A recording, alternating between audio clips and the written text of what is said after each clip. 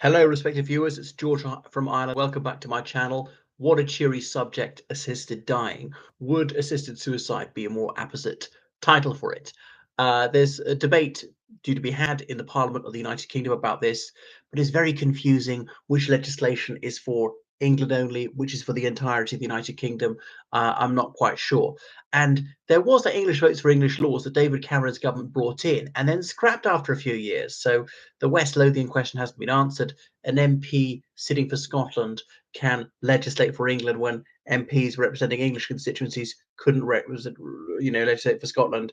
Same is true regarding Northern Ireland and indeed Wales. But anyway, let's the principle of the thing. Republic of Ireland, we don't allow it. Belgium, the Netherlands, Switzerland, allow it. Is it some states in the USA? Remember Dr. Kevorkian take a bow. Well, he died naturally now. Someplace in Canada, Australia, methinks. Uh, so what it is that the idea is that someone who's very ill and in great pain, normally of a very advanced age, wishes to end his or her life. Now, there's nothing to stop someone jumping in front of a bus. Would rather they didn't, because it's traumatizing the driver, the passengers. The driver might try and swerve to avoid the person, even doesn't save the person, crash into somebody else. Um, so people are going to want to end their lives. Yes, it is possible to do so. A grim topic. Sorry, I ought to put this at the beginning. Let me emphasize, I really don't want people to commit suicide, so please don't. If you're feeling down, if you're feeling suicidal, please seek help. Call the Samaritans. Please do not harm yourself in any way, okay? Um, that's a terrible, terrible thing to do. And you think of the grief, the pain that you leave behind, your relatives. If only we'd known, we could have helped him or her or something like that. So it's definitely not something I would encourage.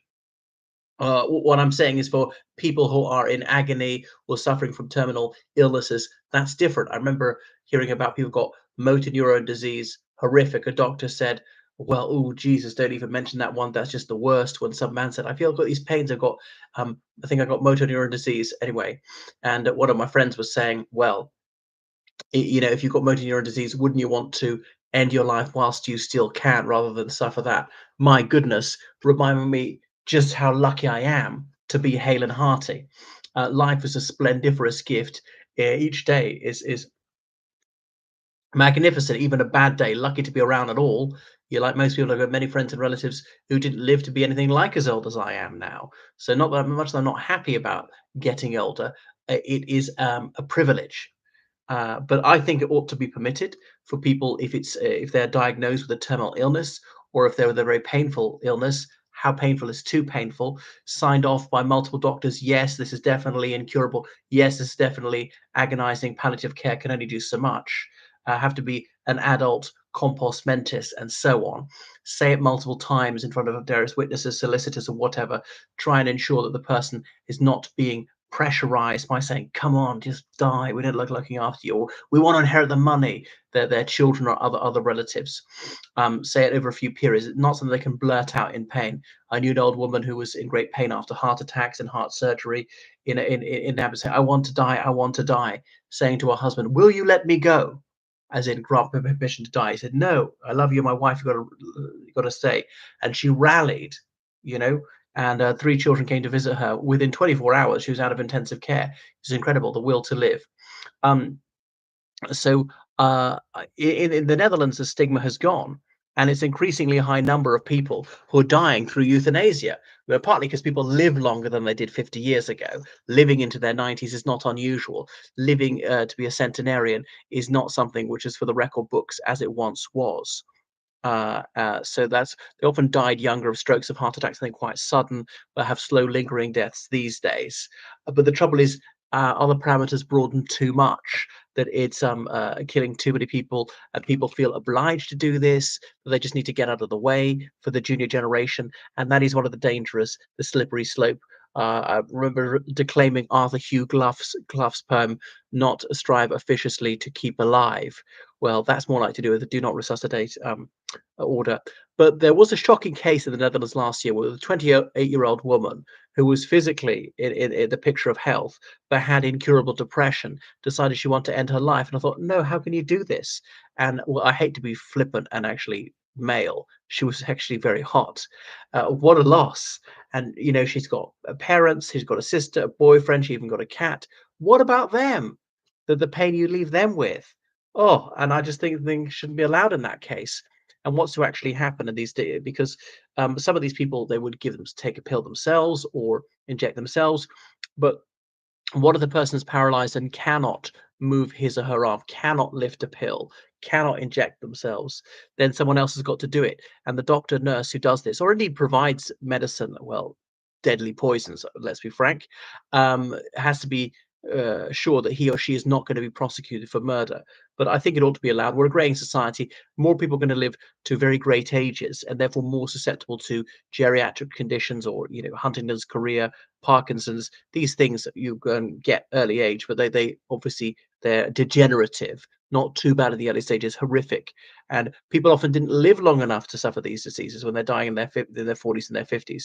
But as people are living well over the age of 80, these things are going to be increasingly common. It's a question that society needs to answer, as it is in the National Health Service. Certainly in South Britain, people can be on end of life. It's recognised the person doesn't have much longer to live, weeks or months. Try and make them comfortable, and there's no point extending their life over much. We know it's not possible for the person to live much beyond a year.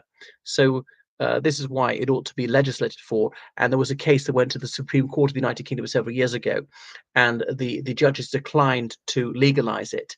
Obviously, their role is not legislative. They don't wish to overstep the bounds of the judicial role. This is in the sphere of the legislature, and they mustn't become legislators. Just as the legislature must keep within its own appointed limits and must not obtrude into what's really the purview of the judiciary.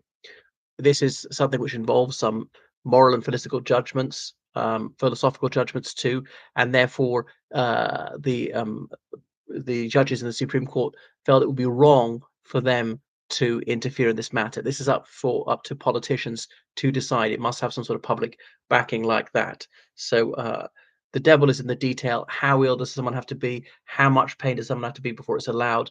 Does it have to be signed off by 2 doctors or 3 doctors or whatever? How long is the waiting period from first making an official statement, I want assistance to end my life, to actually being able to do it? Does it have to be a week or a month or what? And so I don't know what the particulars ought to be, because yes, human life has value, um, but this is really a choice people are making for themselves. And if we don't allow it, then they'll kill themselves in nasty ways, attempt to kill themselves and not succeed.